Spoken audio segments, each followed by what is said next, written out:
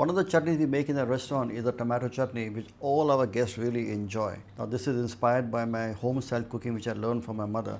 It's based on tomatoes, and in that the core ingredient which makes it very distinct is actually green chili and mangoes. In India we normally use raw mangoes, but for this one I'm going to use ripe mangoes. I like to use a flat pan for this dish, but if you want to use a little kadai or a wok, even that would work. A little oil. Lightly heat up the oil, and in the oil I'm now going to add some ginger. I've got cloves of garlic, couple of cloves of garlic. I've got 2 green chilies. Now all I do with that is just lightly break it up with my fingers. I have some onion into large chunks, and I've got mango. Now in India when they make this chutney, they would probably use a raw mango, which is very sharp, very acidic and quite intense. I don't like the very sharp flavor come through. So I've got these mangoes which are semi-ripe. So it gives it a nice kind of a sourness, sharp acid flavor, acidic flavor. So it works quite well.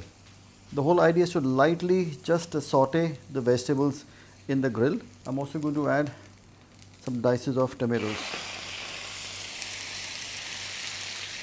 In the restaurant what we do actually is we cook the tomato, the garlic, the mango, everything into a tandoor. So it gets a nice kind of a smoky flavor, and then we take it off, we remove the skin if any, and then blitz it up into a little chutney.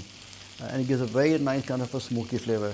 But for home use, I think it's very easy to put a flat pan or a little wok and let your vegetables gently cook and lightly char in the pan itself. In Bombay, from where I come, they do a very nice chutney called as the thecha chutney. Now thecha is made out of a lot of garlic, lot of peanut, a lot of green chilies, very spicy, and a lot of coriander. So this chutney is also got a cross kind of a flavoring of similar styles. So I wouldn't say this is a very authentic kind of a chutney made into people's home, but this is a variation or a cross between two chutneys, a tomato chutney and a thecha mixed together. But in this, I'm not putting any peanuts. I'm going to just have mango, garlic, ginger, green chili, tomatoes, onion, and lastly coriander. Now coriander which I have here is actually stalks. The stalks have a lot of flavor, and people tend to actually discard the stalks and not use it. But for me, I think the stalks have an excellent flavor. They also are quite juicy because when you bite into it, you get the flavor of the coriander. So always try and use stalks to make this dish, and not the leaves. The leaves will basically break down and lose color, but this will actually give it a lot more flavor. So stalks are very important.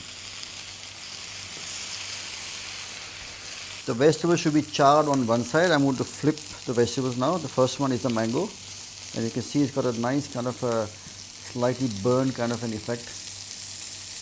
The same thing I will do it with my onions and the other vegetables. Just turn them over. So you see all these charred effects, and the burnt part is actually the skin of the tomato. Once it cools down, you can literally peel all that off. So that doesn't really go in the food, but that gives a lot of flavor to the dish. So you know you get a kind of a nice grill or kind of a smoky flavor that comes from the char grilling of your vegetables. Now these are almost soft. I don't need to cook it for too long. You just sweat it down. At this stage, I now add the coriander stalks. Now people will ask, why haven't you put coriander earlier? It's because the coriander is extremely delicate, it's very soft. If I add it initially and I cook it with the vegetables, it lose all its flavor, it lose all its goodness, and all the flavor will get lost. So we add it now, we lightly mix it together, and all I do now is switch off the heat and I let all the vegetables just cool down. The vegetables have all cooled down. I'm going to now blitz it into a little jar. First goes in my grilled mango, and all the other vegetables right there. I'm going to just blitz half of it first. But before I add the rest, I'm going to add a little salt and a little bit of sugar. Sugar really helps to get the flavor out of the food also. It's a very simple chutney. Look at the texture. It's a bit grainy, which is perfect, just the way you want it. You don't want it too fine also, you want it more like a rustic home style. Oh, that's nice. Oh, It's got a very nice kick at the last. Roasted garlic, roasted tomatoes. The mango gives it a sweetness. The coriander or cilantro gives it a very nice kind of a herby feel. But overall, a very nice rounded flavor to the dish. There is my roasted mango and tomato chutney. Very simple to make. You can have this with some kebabs, you can have it with some crusty bread, you can actually put it into a sandwich, you can put it into a wrap, you can actually also do a curry, a sauce out of this dish. A very, very versatile, very simple, very easy to make. You can make this, put it into a jar, seal it up, you keep it in the fridge, it will last you for a good 3 days without a problem. But most importantly, what it has a lot of flavor, has a lot of taste, and it can really change the entire meal on the table by having these kind of sauces and dips to accompany your meal. So make sure you try it at home. Make sure you make this home style mango tomato chutney.